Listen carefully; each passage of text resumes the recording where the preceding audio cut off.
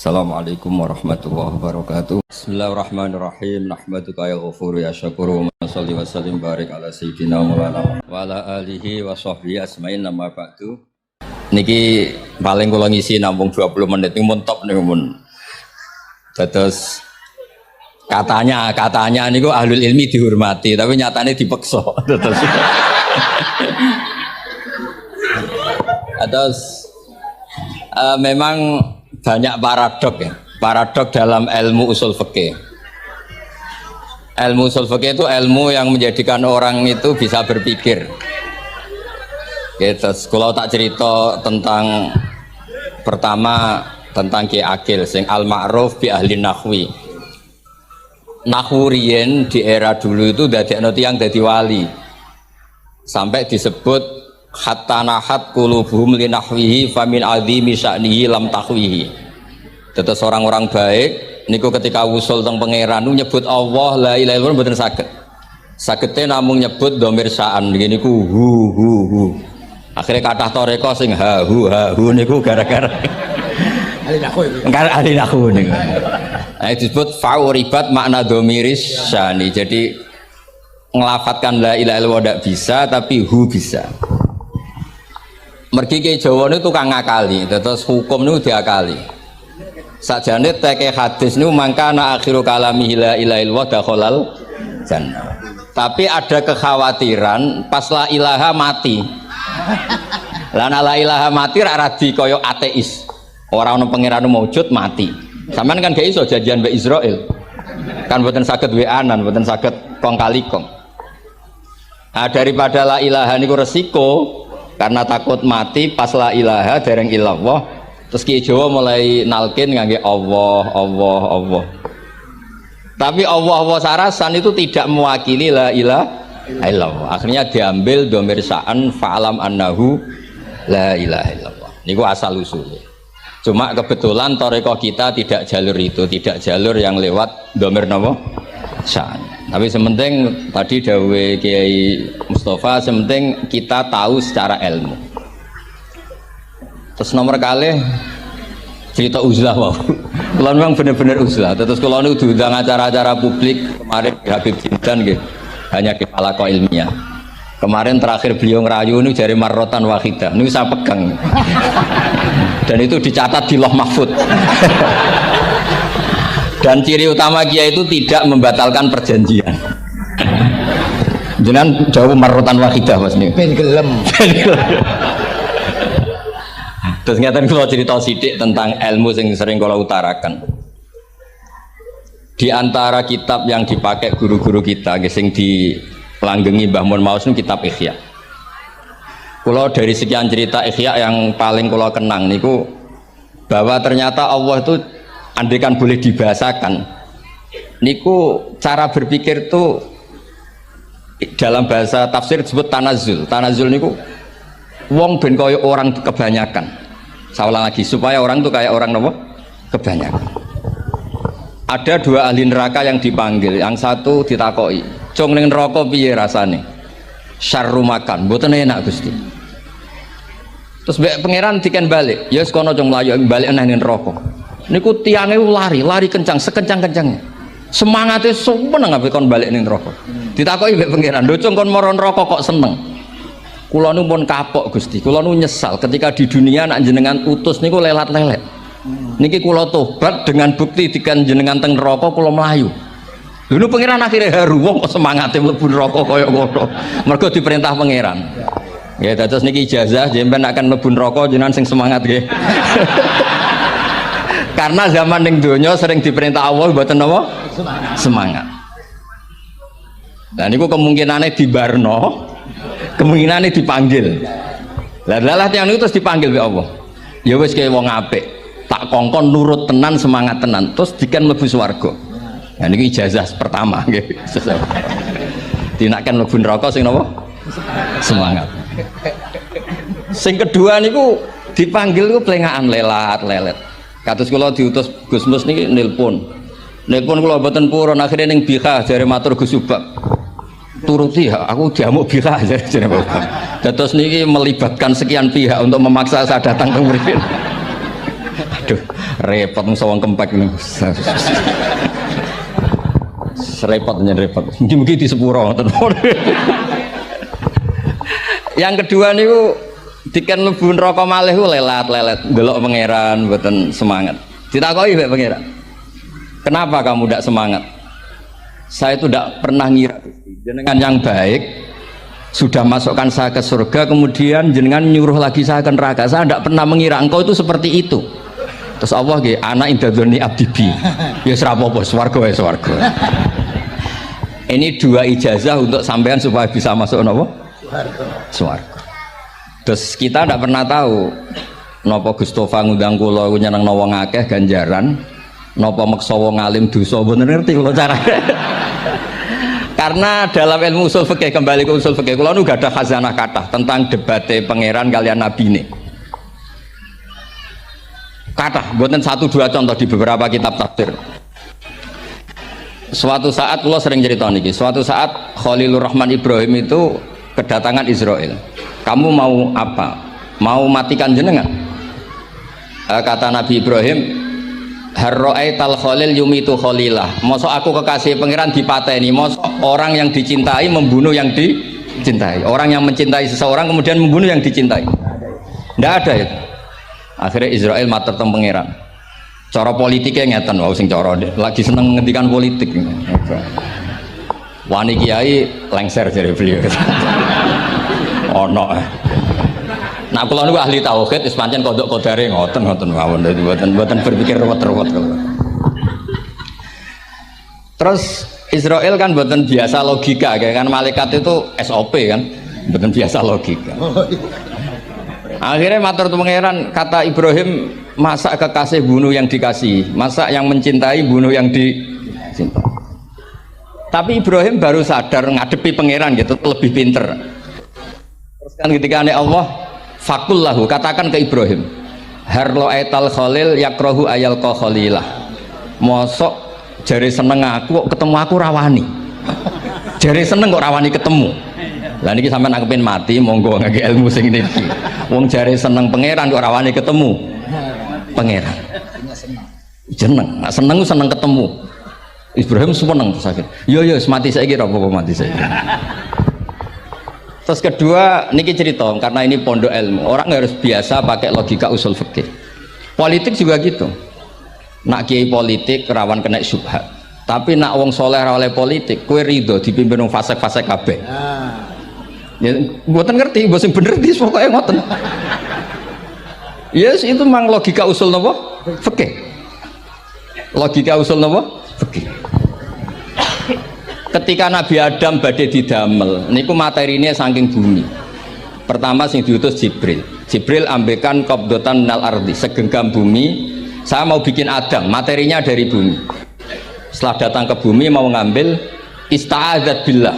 Maksudnya ista'adzat billah, a'udzu billahi minka, saya berlindung Allah dari kamu. Antasinani. Kalau ngarepe Gustofa dari ahli nahwu terus kula niki tak goleki tenan pancen syanahu mun mutaaddi bi nafsi. Mungkin nek dibuli ku antusinani kok panjang nanti cerita. Saya tidak ingin bagian dari saya diambil, kok aku bolong. Iku cara bumi itu sudah masalah. Terus akhirnya Jibril kembali, ya Allah, dia berlindung kepada engkau maka saya lindungi. Allah membenarkan Jibril, Mikail juga sama. Tapi ketika Israel, ini Israel itu masalah memang. Ketika disuruh ngambil bumi, buminya ista'adat billah, tetap diambil. A'udzu billahi minka antasinani. Saya berlindung Allah supaya kamu tidak melukai saya, mencidrai saya dengan mengambil bagian dari saya. Kata Israel, wa a'udzu billah alla unafidhu amroh.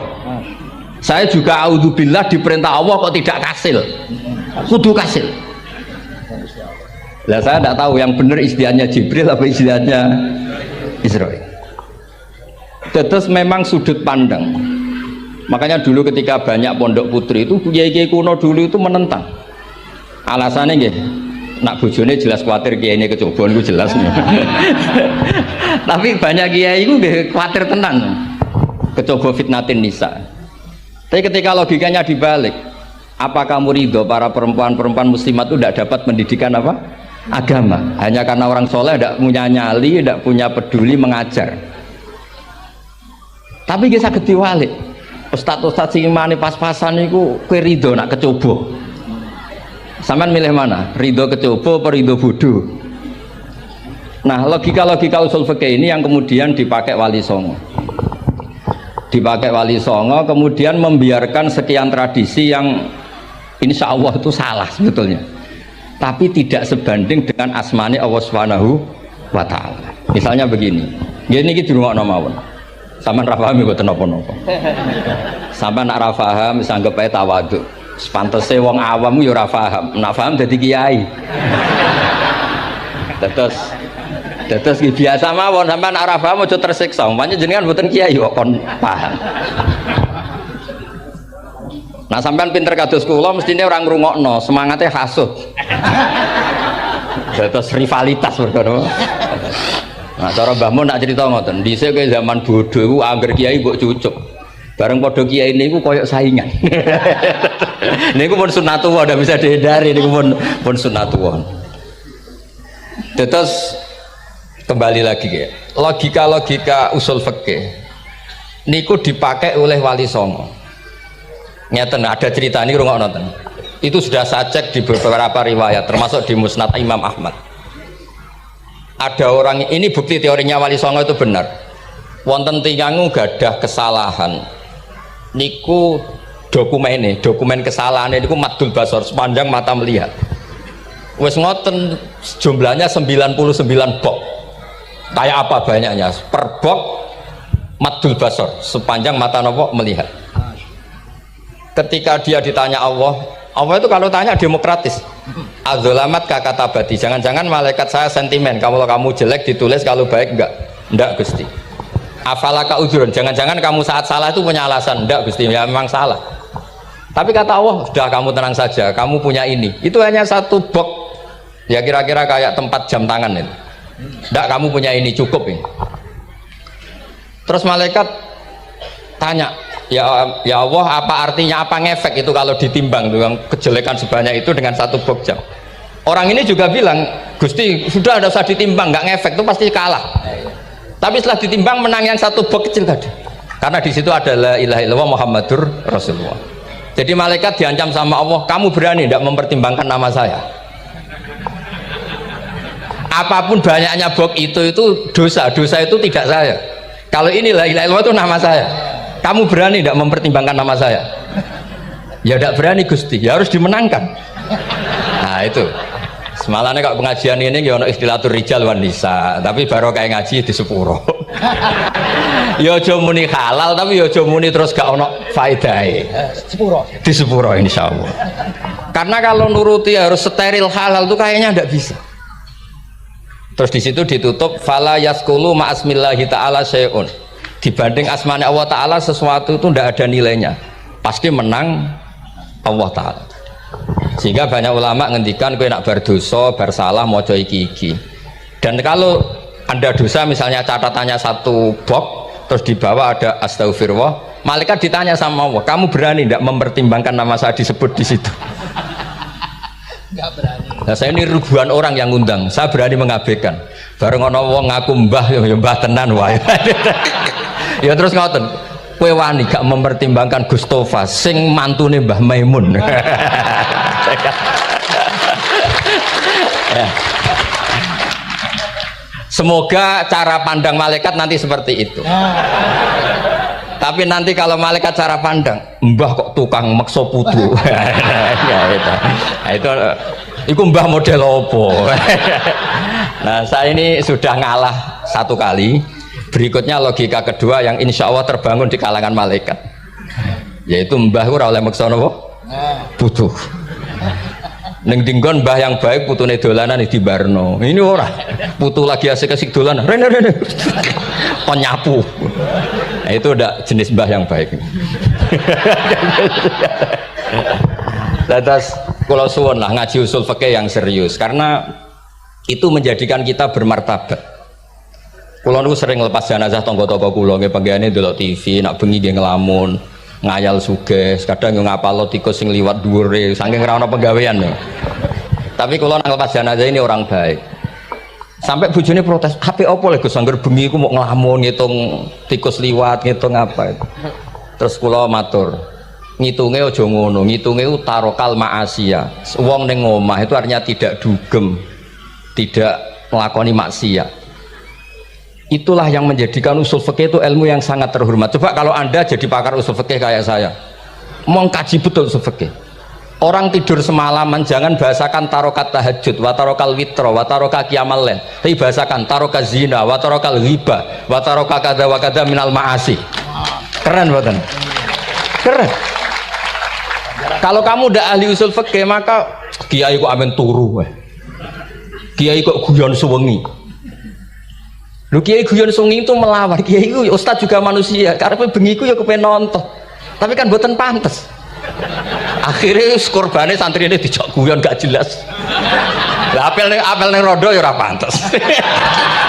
Ngelawan nafsu itu berat, carane ya dilalek-lalekno guyon niku.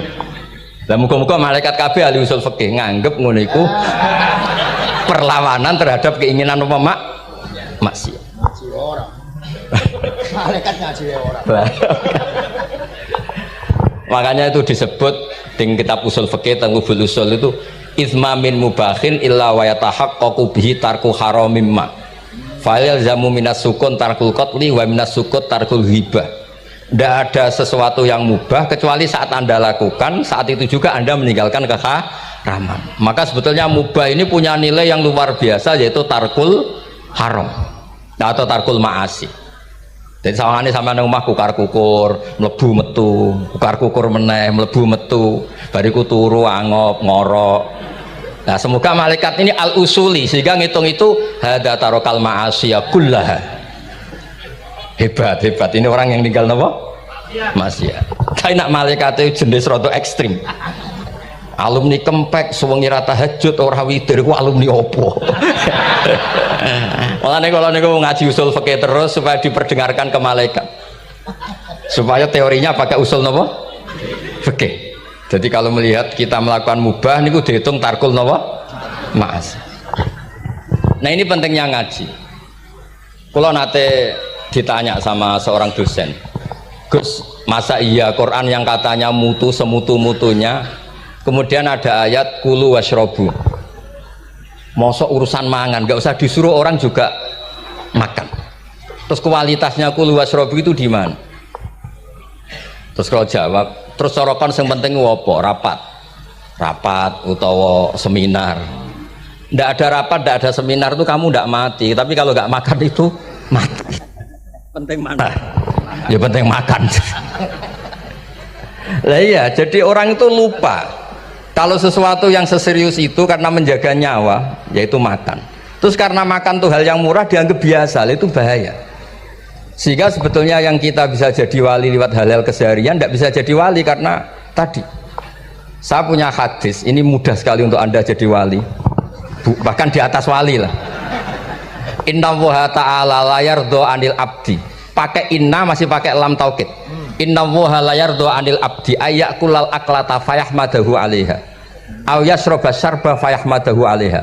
Allah itu sangat ridho ada orang makan satu asupan kemudian dia muji Allah. Loh, orang tidak punya alpat itu tidak mati, tidak punya tanah ribuan hektar itu tidak mati, tapi kalau nggak makan sesuap nasi mati. Penting mana? Penting makan. Tapi gara-gara kamu tamak untuk syukur nunggu punya alpat, untuk syukur nunggu punya tanah banyak, Anda ini bodoh. Mau syukur saja syaratnya kok banyak. Jadi sebetulnya kalau kita mau jadi wali itu cukup setiap makan itu kamu syukur. Fayahmadahu alaiha. Au yasroba syarba fayahmadahu alaiha. Makanya wali-wali dulu kalau didik raja yang sedang berkuasa itu ditanya, kamu raja besar, punya pengaruh besar. Andaikan kamu di padang pasir dan kemudian Anda tidak mendapatkan air sama sekali, apakah kamu menggantikan kerajaan kamu demi beli satu seteguk air? Iya, akan saya beli karena saya kalau tidak minum mati. La tafroh bimulkin la yusawi jar'atamain. Kamu jangan bangga dengan sistem kekuasaan yang tidak senilai dengan seteguk air. Orang nggak jadi raja itu nggak mati, tapi kalau nggak minum mati. Terus akhirnya dosen itu tahu, Wah berarti kulu wasrobu itu luar biasa Gus. Ya, sangat luar biasa. Makan dan minum itu luar biasa.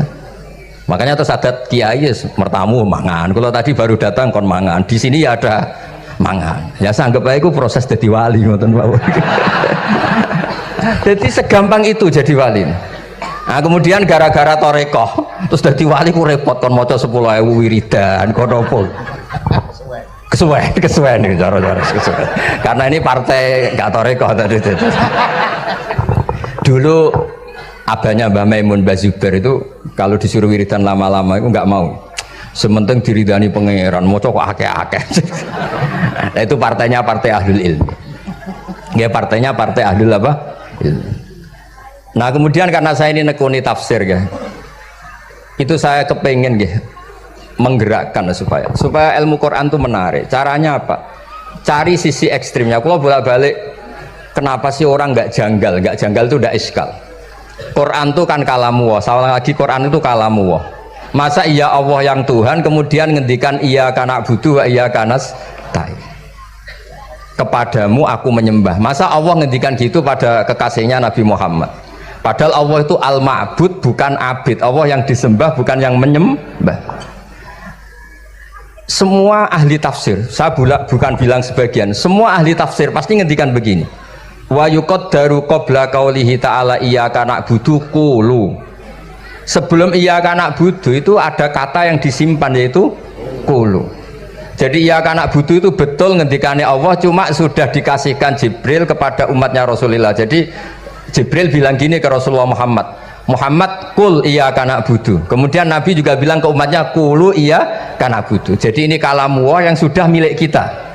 Nah berhubung milik kita, kita sah mengatakan iyyaka na'budu.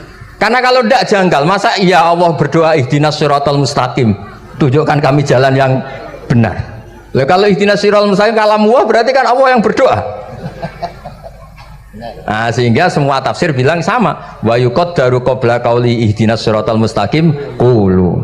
Nah, terus ada mufassir lain bilang jangan mulai iyyaka na'budu ya semuanya, mulai bismillah, qulu bismillahirrahmanirrahim. Masa iya Allah sendiri yang bilang bismillahirrahmanirrahim? Nah, dengan tafsir seperti ini terus kita akhirnya lagi-lagi kembali ke usul fikih, kembali ke balaghah, kembali ke nahwu. Kalau ndak, ya Anda akan menafsiri Quran pakai logika Anda sendiri. Sampai ada mungkirus sunnah. Pokoknya sementing kembali ke Quran. Orang roh Quran itu kayak apa?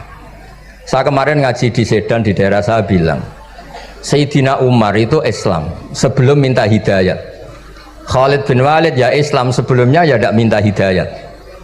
Lah itu kan janggal. Padahal katanya Quran itu hudal lil muttaqin, petunjuk bagi mereka yang takwa. Padahal tidak ada sabkut takwa untuk Umar. Umar tidak pernah takwa, tapi nyatanya Islam. Bahkan dia masuk ke rumahnya Zaid bin Arqam itu mau bunuh Nabi, mau nyari Nabi, bukan mau Islam. Tapi ketika dengar iparnya membaca Toha ma anzalna alikal Qur'ana litasqa, kemudian dia masuk Islam. Lalu gimana tentang hudal lil muttaqin, petunjuk bagi mereka yang takwa? Banyak ulama yang mengatakan lil muttaqin itu balaghahnya lil iktifa, lil muttaqina wa ghairihim. Jadi Quran itu petunjuk bagi yang takwa dan yang tidak takwa. Dan itu di bahasa Arab sah. Di bahasa Arab sah. Misalnya gini ya, kalau sampean punya ponakan dolan, cong-cong nang mangan. Ya maksudnya ya mangan ngombe, mangan tok seretan mati kan. Itu kan satu paket. Saro bila taqikumul harra wal barda. Pakaian yang melindungi dari panas. Di situ gak disebut wal barda, tapi artinya juga wal barda. Karena kalau tidak diartikan lil iktifa, nanti Quran itu memberi petunjuk bagi yang sudah muttaqin. Corong doang nguyai segoro, wis takwa kok. Nah ini kita butuh ahli tafsir yang al-usuli. Karena itu yang menjadikan Quran punya kualitas lagi. Seolah lagi punya kualitas lagi. Kalau ndak, Quran tuh kayak biasa-biasa saja, kayak tadi kulu wasrobu kayak dan seterusnya dan seterusnya. Jadi kalau suwun barokahnya hormat sama orang alim kados Ki Akil, Ki Siras dan tenaga keluarga mriki. Orang menghidupkan logika ilmu lagi. Jadi kalau seneng lah nak dalam Gusmus ahli ilmu boten krono niat fakir boten. Biar sampean ngerti lah kalau ngadepi ahlul ilmi itu pun boten level. Ahlul ilmi itu kalau punya logika itu tidak bisa dibantah. Saya beri contoh sekian contoh yang nyata yang ajarkan Rasulullah Shallallahu Alaihi Wasallam. Nabi itu pernah mau dipermalukan orang karena Nabi ngendikan la adwa wala tiarata, tidak ada penyakit menular. Terus ada orang iseng kok onta yang kena kudisen itu dijejerkan yang waras ikut kena kudisen. Terus orang ini tanya, ya Rasulullah ini tadi sehat, tapi kena onta yang kudisen ikut kudisen. Nabi tanya lagi, faman a'dal awal, yang kudisen pertama ketularan siapa? Wah itu dari Allah ya, maksud saya seperti itu. Jadi ada terus orang-orang kafir itu cara berpikir aja alal alihata ilaha wahida inna hadalah syai'un ujab. Muhammad ya tentu mereka masih jangkar. Muhammad problem kita ini banyak. Kalau Tuhannya satu tidak cukup. Ada problem kredit macet, ada problem macam-macam kan, utang piutang macam-macam. Kalau Tuhannya satu tidak cukup. Kita butuh Tuhan banyak karena problem kita banyak. Lalu Nabi mengajarkan mereka apa logika yang dibangun. Kalau kamu jadi buruh, kemudian majikan kamu banyak, semuanya merintahkan kamu bingung nggak? Ya bingung. Tuhan kamu itu majikan kamu, kalau banyak-banyak perintah semua kamu yang bingung. Ya sudah mat Tuhannya satu saja. Itu disebut darabawa masalah rojulan fihi syuraka umutasakisuna wa rojulan salamal lirrajul. Nah sekarang itu kita ini mulai kehilangan fatonahnya Rasulullah SAW. Nabi dulu itu kalau nerangkan ilmu itu logikanya gampang sekali. Logika yang dibangun tuh gampang sekali. Ada orang cerita, ya Rasulullah saya ini ada sekian anak saya, yang paling saya cintai satu. Apa saya boleh melebihkan yang paling saya sayangi dalam pemberian? Nabi jawabannya itu tidak langsung jangan enggak. Apakah kamu berharap bahwa mereka semuanya baik ke kamu? Iya semuanya saya ingin baik ke saya. Ya kalau gitu jangan ya. Kan tidak fair kita mengunggulkan yang satu, melebihkan yang satu, sementara kita berharap semuanya baik. Itu tidak fair kata Nabi. Jadi dulu Nabi itu terus ini yang cerita fikih. Dulu Ahlul Madinah itu mangga itu masih pentil sudah dijual. Pentil dijual harganya 2 juta. Masa iya pentil harganya 2 juta? Karena dengan asumsi sudah jadi mangga. Tapi ketika Nabi datang di Madinah dan penduduk Madinah itu abkhosna sikailan, orang paling buruk dalam pertimbangan dalam jual beli. Nabi cara ngendikan itu unik. Aro'aitum lau anna waha yamna'us samra fabima yastakhillu ahadukum mal akhi. Kalau pentil ini ternyata kena angin terus kemudian tidak jadi buah, lalu kamu nerima uang 2 juta itu atas nama apa? Atas nama beli pelem, nyatanya belum jadi mangga. Mosok kalau pentil seharga 2 juta.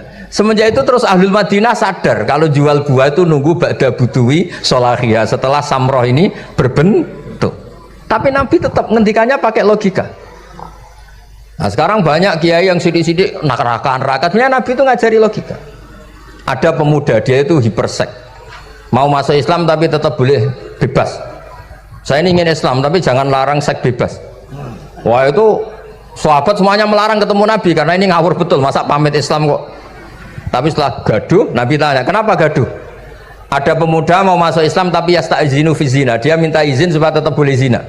Kata Nabi, suruh saya ke sini. Setelah datang di depan Rasulullah, logika yang dibangun Nabi itu luar biasa. Atuhibbuhu li bintik. Kamu suka punya anak putri kemudian jadi demenannya orang laki-laki hidung belang? Ya enggak, saya bunuh orang itu. Andaikan itu ke ibu kamu, saya bunuh orang itu.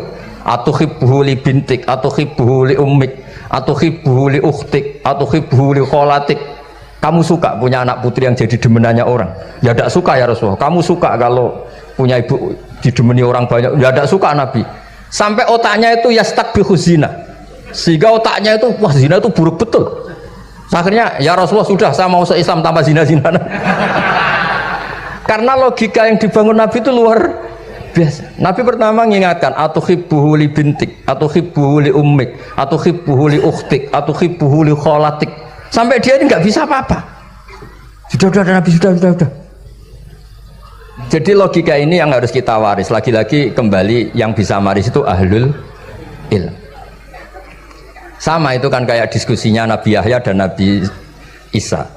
Nabi Yahya itu suka berkawan orang-orang soleh. Setiap berkunjung di mana itu nyari yang orang-orang soleh. Ditanya kenapa kamu berkawan orang soleh? Ya bertawan orang soleh itu asik. Tapi kalau Nabi Isa enggak. Kalau ada desa-desa yang masih hitam, masih merah itu dikunjungi, kemudian dibina. Ditanya sama Nabi Yahya, lima anda tanzilu ala syirarin nas. Kok kamu kumpul orang-orang yang kayak gitu? Jawabnya beliau, innama ana tabibun udawil mardo. Di mana-mana Nabi itu ya dokter. Di mana-mana dokter nyembuhkan yang sakit. Jadi dulu logika kebalikan itu dibangun, sehingga dulu ulama khilaf itu ikhtilaful a'immah apa? Rahmah. Masyhur itu. Saya sering cerita dan itu ada di kitab Khilyatul Auliya. Nabi Yahya itu lebih ceria. Nabi Isa itu agak sering cemburut. Atau kebalikannya, pokoknya yang satu tuh mali aro ka'abisan. Ka'anna kataknatu mir rahmatillah. Kamu kok sering cemburut, seakan-akan rahmat Allah itu terbatas. Wong kok ora iso syukur. Yang satu gojlok mali aro ka dohikan ka'anna katakmanu mim makrillah. Kowe kok guya-guyu kok bebas kon neraka wae gitu. Nah, sehingga ya itu tadi sudut pandang. Makanya saya sering cerita dulu kalau Said Abdul Al-Haddad itu tanya, "Jong kowe ngaji sopo?" "Ngaji si A." "Kiaimu tahu nangis?" "Ndak." "Ojo ngaji, kiaimu ati atos, kiai kok ora iso nangis." Tapi kalau Abdul Hasan Asadili kebalikan, "Jong kowe ngaji sopo?" "Ngaji si A." "Kiaimu tahu guyu nak ngaji?" "Mboten nate." "Ora usah ngaji wong ora iso syukur." Jadi nah itu yang akhirnya menjadi keseimbangan khaufau wa tama. Ada khauf, ada apa? Roja. Sehingga karena sudut pandang itu nggak bisa dihilangkan, sawalangnya nggak bisa dihilangkan. Ini yang sering diceritakan kisah itu kakaknya ini. Dulu Muhammad bin Hasan Asy-Syaibani, Imam Syafi'i itu lama sekali beliau jadi ulama top yang suka fikir. Dianggap fikir itu aman, ngeringankan hisab. Nggak jenengan fikir yang dihisab malaikat apanya kan? Kan nggak bisa ngisab jenengan, apa saja tidak punya. Punyanya problem. Nah setelah ngaji sama Imam Malik, Imam Syafi'i tanya, yang ilmunya setingkat jenengan siapa? Kata Imam Malik, sebetulnya Abu Hanifah, tapi orangnya sudah meninggal, tapi ada muridnya namanya Muhammad bin Hasan Asy-Syaibani. Kamu ke sana dari Madinah ke Irak, dulu tempatnya di Baghdad. Setelah di Irak, Muhammad bin Hasan Asy-Syaibani itu kalau ngitung uang tuh di meja, emasnya itu banyak, uangnya banyak, dia hitung di meja, malah kaget. Saya ini gedeng kiai, kedunya ini ketemu kiai, kedunya. Ya karena Muhammad bin Hasan Asy-Syaibani itu wali, kamu tanya, kamu heran ya ada kiai kaya? Iya. Ya sudah, kekayaan ini kasihkan orang fasik, biar dipakai demenan, dipakai mabuk, dipakai ini. Terus, ya jangan, kalau kena orang fasik bahaya, jenengan saja. Semenjak itu Imam Syafi'i mulai rodok seneng duit. Jadi ada ceritanya soalnya kok diangen-angen, nah, terus keterusan umatnya kayak gini-gini tuh. Jadi ini cerita nopo istihad apa? Cerita nopo istihad. Sama pangkat juga sama. Gue seneng nak orang soleh-soleh tidak ikut ngurus negara ini, mau dikemanakan negara ini. Tapi ada yang berpikir gue seneng nak orang soleh terkontaminasi. Ya sudah monggo, sing serapayu jabat nggih berpikir zuhud, sing payu ya berpikir politik. Yang penting semuanya itu berdasar ilmu, yang penting itu semuanya berdasar apa? Ilmu. Karena ilmu ini basis yang paling diridani Allah Subhanahu wa taala. Masyhur itu di Ihya sering diceritakan Imam Ghazali, ana alim uhibbu kulla alim. Kata Allah, saya ini alim dan sangat mencintai orang alim. Karena orang alim ini yang tahu perspektif. Orang yang enggak, yang ngiranya, saya ulang lagi, yang ngiranya itu enggak ilmiah. Di depan orang alim itu sangat-sangat apa? Ilmiah. Yaitu tadi misalnya ada ayat wa min ayatihi manamukum billaili wan nahar. Masa iya tidur yang ngorok semua turunnya secara jelas kok jadi wa min ayatihi. Tanyakan ahli medis, sistem tubuh kita kalau enggak tidur itu kayak apa rusaknya? Dan toat pas-pasan ini satu-satunya solusi ya turu. Bengi ngempet kepen delok dangdut, delok dugem. Bareng turu jebule esuk wis bar, alhamdulillah. Cara melek iman kamu seberapa? Tarikan-tarikan maksiat posisi kamu terjaga bisa kalah kan? Tapi kalau tidur sukses kan tarkul maksinya.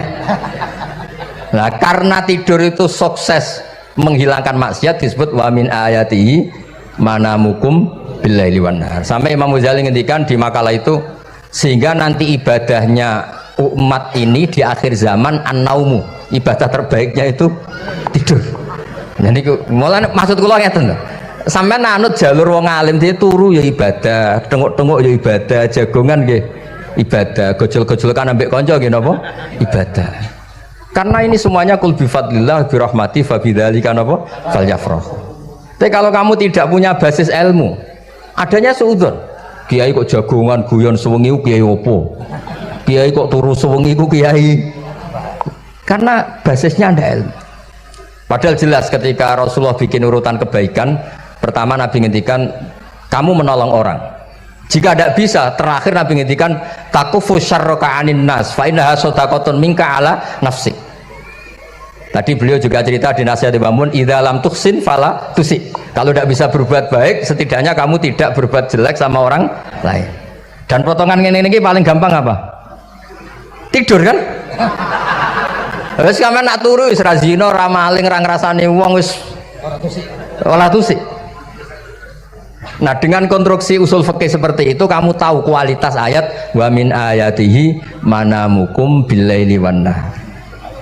Ya sama, ternyata makan itu yang menjaga nyawa, ternyata makan itu yang menjadikan syukur. Kalau kamu nggak percaya puasa, sama nak poso gedang goreng mewah. Gedang goreng itu mewah, air satu teguk itu mewah. Makanya kalau lama dulu ada santri kepengen mangan enak, ya saya ingin mangan enak gini-gini, caranya gimana? Itu rumusnya ada sate, ada mie ayam. Idamuhu alju. Kalau kamu ingin enak, lauknya itu lapar. Ya kalau puasa itu semuanya kan enak. Nah itu lagi-lagi basisnya itu ilmu. Nah sekarang banyak orang yang sudah tidak peduli dengan ilmu, kayak ijazah dilakoni kan. Jadi kayak wiridan la ilaha illallah itu sebetulnya harus dibarengi dengan ilmu. Ini yang terakhir supaya nggak lama-lama. La ilaha illallah itu basisnya ilmu. Surga yang begitu mewah itu dibikin juga bagi yang melafadzkan la ilaha illallah. Neraka yang begitu ekstrim, sampai kalau benda dijatuhkan dari atas ke neraka itu sampai bawah nunggu 70 tahun. Bisa kamu bayangkan kalau kamu di dalam, naiknya susah itu. Ini dijatuhkan ke neraka itu sampai bawah nunggu berapa?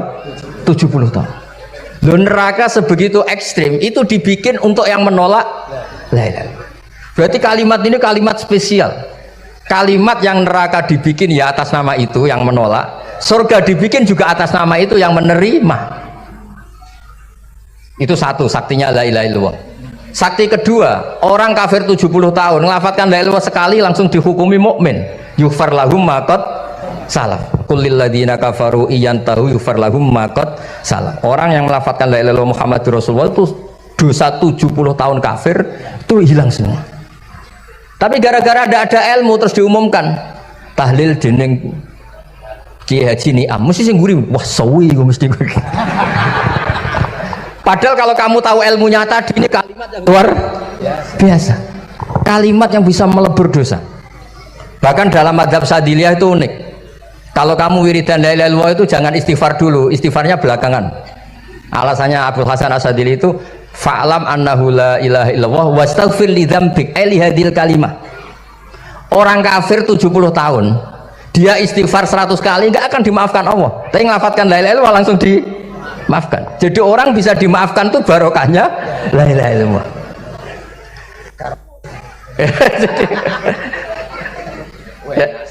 Ya kan? Jadi orang kafir 70 tahun wirid istighfar 100 kali atau 1000 kali dimaafkan enggak kan? Tapi kalau membaca la ilaha illallah dimaafkan. Jadi istighfar tuh ngefek positif itu kalau dibarengi la ilaha illallah. Makanya wastaghfir li dzambika bihadil kalimah. Kamu boleh istighfar berdasar hadhil kalimah, berdasar la ilaha illallah. Tapi terus kemudian ya thariqah itu banyak, itu urusan rasa. Justru karena la ilaha illallah kalimat thayyibah harus disucikan dulu. Caranya istighfar dulu. Nah itu urusan monggo lah. Tapi apapun itu basisnya harus napa? Ilmu. Basisnya harus ilmu. Jangan malah sentimen. Wong di kuburan wiridan la ilaha illallah dihukumi kafir. Nah, itu kan aneh. Wong kalimat ini yang kafir saja menjadi muslim, sekarang yang muslim menjadi kafir. Itu paham kok seaneh itu gitu kan. Ya karena basisnya ada ilmu tadi. Coba kalau basisnya ilmu, itu kan aneh betul. Hadil kalimah kalimatun soro bihal kafiru musliman. Fakaifa sorol muslimu bidzalika kafiron. Ini kalimat yang kafir saja menjadi muslim. Masa dengan kalimat yang sama yang muslim menjadi aneh gak? Aneh. Jadi kalau suwon pokoknya basis ilmu harus sekuat-kuat. Ini caranya gini nagih kiai kon sregep mulang ojo politik terus ngoten. Tapi politik ya bagian dari ilmu. Wis ra iso diterangno lho. Nggih ngoten mawon. Assalamualaikum warahmatullahi wabarakatuh.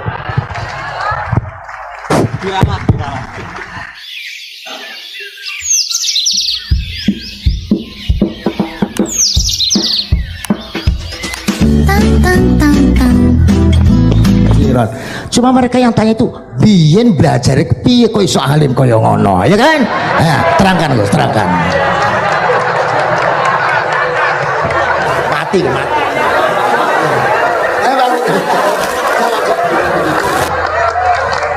Setuju kan? Setuju? Sila. Asal dakaik.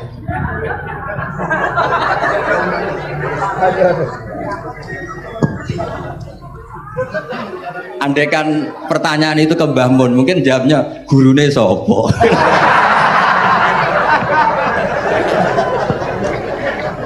Tapi mungkin kalau ke mbah saya ya juga babanya nih Biha juga Mbak Abdul Aziz, mungkin putuku.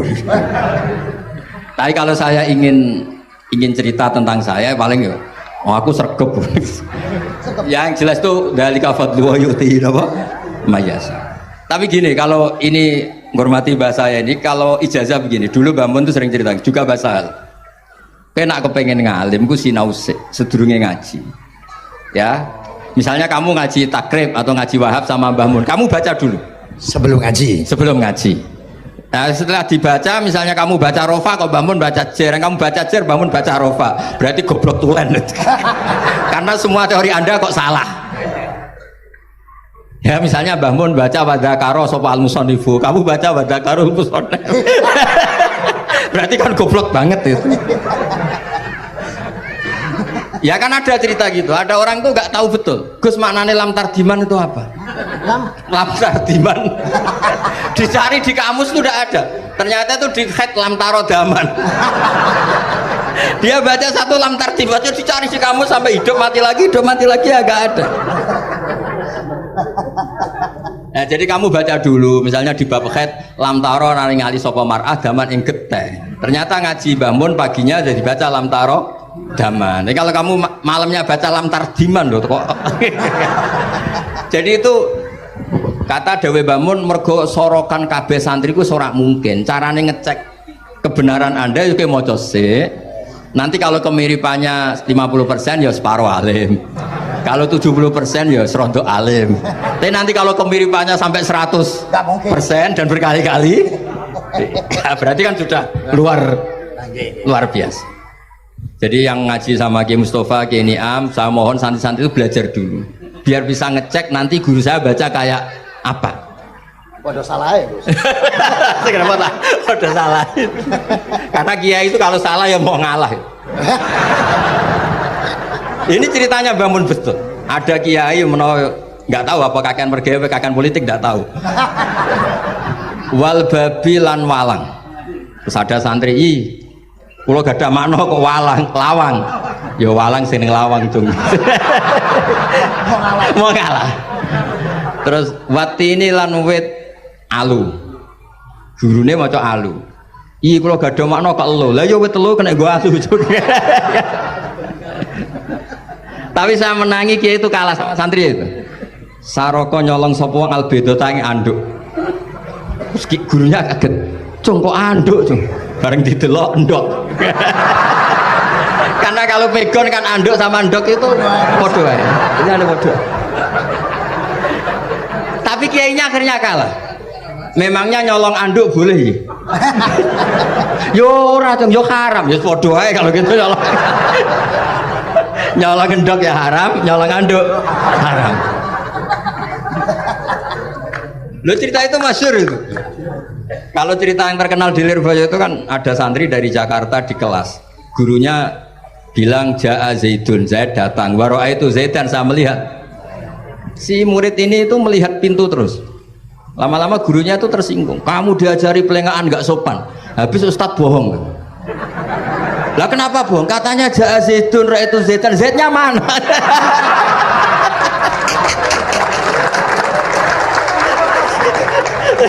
Dia nggak ngerti. Zaid datang, saya melihat. Mana orangnya kok dibahas-bahas terus itu. Ya, jadi yang serius tadi, kalau sampean ingin nguji kualitas Anda, makanya saya dulu itu pede baca kitab di depan Mbah Mun karena ya ngecek. Dan dulu itu Gus Gofur, Gus Kamil sebelum ngaji ya itu mesti sinau sama saya.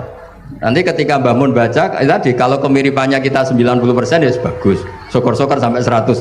Dan itu terulang sampai Wahab Hatam, Jamul Jami' Hatam, sehingga kita tahu. Jadi kalau diskusi kita kok salah ya tahu, kalau benar ya tahu, kalau tahqiq ya tahu. Biasanya kalau tahqiq itu Mbah Mun karena takut nyalahkan kiai-kiai Jawa, kalau baca 2 kali, misalnya begini, Yasmalu, kadang diwaca Yasmilu ora apa-apa nggih Jawa wae gitu. Karena kalau kita memaksakan sampai benar seperti di kamus, kayaknya kalau kiai Jawa itu berat sekali. Dumeli bojo bolak-balik mesti ora goblok wis apik lah. Karena kalau baca tahqiq itu kan butuh kamus. Yang benar itu Yasmalu misalnya. Tapi kan populer juga orang baca Yasmilu. Saya itu menangi loh, kiai Jawa dulu baca Simai itu menangi, Master Simai. Lama-lama setelah banyak alumni Al-Azhar terus berdasar kamus baca Samai semua sekarang. Saya menangi kiai itu baca Dilalah. Lama-lama karena sekarang udah banyak punya kamus, baca Dalalah, Fa'alah. Jadi kiai itu juga kadang-kadang keteror muridnya. Makanya Syekh Zakaria Al-Ansori itu pernah ditanya, kenapa engkau begitu alim alama sampai dilakopi Syekhul Islam? Kata beliau itu lucu jawabannya, karena saya ini orang yang sial. Saya dulu punya guru namanya Ibnu Hajar Al-Asqalani dan punya murid namanya Ibnu Hajar Al-Haytami. Kata beliau, dukik tu bena hajaro ini. Saya ini digebek 2 batu. Kalau mau ngaji takut saya minta ampun karena disuruh baca sama Ibnu Hajar Al-Asqalani. Kalau mau ngajar takutnya saya bukan main karena Ibnu Hajar Al-Haytami itu cerdasnya bukan main. Jadi kalau saya salah itu konangan. Akhirnya dia jadi orang sial tadi. Mau ngaji ya belajar, mau ngajar ya belajar. Makanya meskipun ini pernah sepuh saya tidak berani ngaji beliau. Wah mesti meriang saya kalau ngaji. Jadi yang terkenal alim-alim mohon ngajinya dikurangi ya, karena ini kasihan gurunya. Kasihan gurunya. Nggih, Bon cekap. Bon, itu catat ya. Sebelum ngaji baca dulu. Satu lagi, Gus. Sampean ketoke kiai desok kok kuliah. Betul kuliah? Oh, nggih nggih. Pun dari belajar dari mana sampai kemana Gus jenengan? Dari Mondok sampai ke Jogja sampai Putih. Monggo.